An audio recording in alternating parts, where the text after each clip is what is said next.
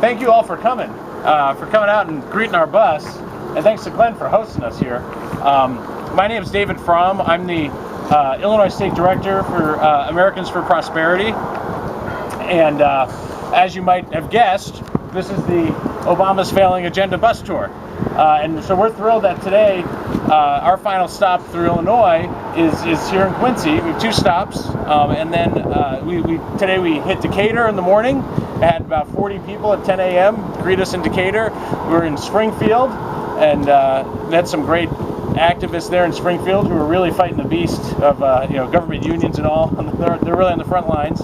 And then we took the bus for a little spin around the old state capitol where President Obama announced his candidacy in 2008, and then we took a spin around the state capitol, and it didn't collapse or anything, so we're pleased about that.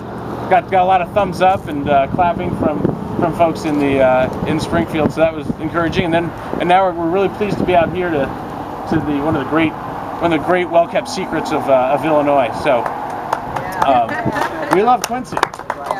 So and then it's going on from now. It started around Labor Day, and it's going all the way through the fall into November. All right, my colleagues here will be continuing on to Missouri. They don't let me out of the state, but it'll be going to Missouri tonight after we're done here. So, and the purpose of what we're doing here is not to support any candidates. It's not to oppose any candidates.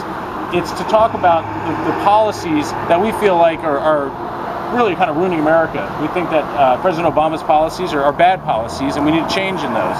We can't sustain the debt that we have. We can't sustain the taxation level that we have. We can't, let government run our health care, and that's not the type of policies that we need for Illinois or for the nation. Unfortunately, I feel like as a state director here in Illinois, we almost have more of a responsibility because we sent this kind of the liberal Chicago policies off to DC, and now they're kind of being applied to our nation. So I'm hoping that we can take a lot of action to try to change some of that. Really, there's a choice in which direction our nation's going to go. It's between, do we choose bankruptcy and more debt, higher taxes, and higher unemployment, or do we choose prosperity, where we try to encourage job creators to invest and to take risks and to invest in people so that we can create wealth for everyone. And because you know what? Because we had Americans for Prosperity to believe that when people take risks, that they did build that, and that there's a lot that's the essence of the American dream.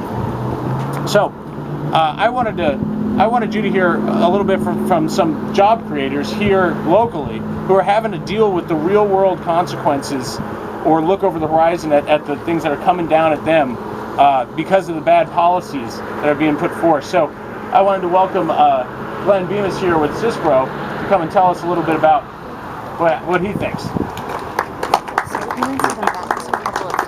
Now, as we're talking with some of the lead people when they came in, they probably hear the same thing that we're here to talk about all across the state and all across the nation. And really, I try to look at it. I think having a stop here where you see, what we do here, the trucking industry, and how it's tied in with commerce, it's tied in with everything that goes on in the economy. That is a pretty good barometer of what's going on. Along with that, I think it gives us a little better sense of the people that it affects. We have inside the building now, there's 22 people in the office, for example, that look to us being in business to provide for their families, to be able to do the things that they want to do that we all are entitled to as Americans. We also have to take a look at and say, when you look around here, I don't see any signs or any plaques on any walls that says, thank you to the federal government, because if you hadn't have done this, we wouldn't be here. I don't see any little spots here like we would that gives any kind of creed to what has been going on for quite some time, and in particular the last 3.5 years. It's real people like us. It's just real people that invest. It's people in this community. Adams County has got the second lowest unemployment rate in the state. That is not due to anything but the entrepreneurs, the business owners, and the people in this area. There's nothing there, and in spite of the pressures that DC puts on, in spite of the pressures and the problems that are going on in Springfield, we've got men and women and people that still have the courage to step out and say, I'm not giving up. There is a better day. We'll fight, we'll fight, we'll fight. But it's getting harder and harder to fight when your hands are tied behind your back, your feet are tied behind your back. It's just not a level playing field. And when we start putting it all together, it seems to funnel back the same thing, and that to the same question. And the one fundamental question is, are we able to do the things that we need to do? And if we are, how do we do that? And the first thing we got to do is get government out of our way. Amen. And again, talking about it is really getting old. And we're at a point now, again, that is a pretty, the window's closing right now for the change that we're gonna need. Talking about insurance and these things that we talk about with Obamacare, how that's going to affect even the things that we do out here is a horrible thing. It does truly take the freedom out of the people's hands, out of our employees' hands, out of people's hands, and puts them into somebody else that all we are is a number. We're nobody. You know, there's just no excuse and there's no reason for something as basic as healthcare to have to be run by Washington, D.C. It just doesn't make sense. The regulatory things that we're all going through, the policies that are out there, and truly, in both Springfield and in D.C., the absolute, utter lack of leadership to move things ahead. And